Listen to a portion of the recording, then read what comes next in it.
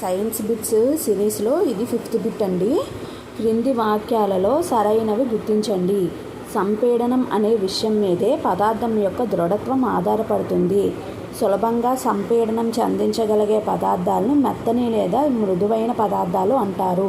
సులభంగా సంపీడనం చెందించలేని పదార్థాలను దృఢమైన లేదా గట్టిదనం కలిగిన పదార్థాలు అంటారు.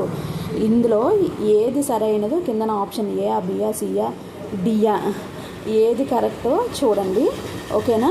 అయితే ఈ బిట్స్ ఎందులో ఇచ్చానంటే science 6th class science chapter 2 పదార్థాలు మరియు వస్తువుల నుండి ఇస్తున్నాను ఈ బిట్స్.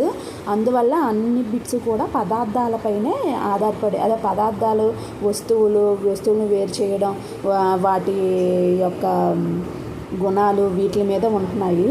సో కామెంట్ చేయండి ఆన్సర్ అనేది.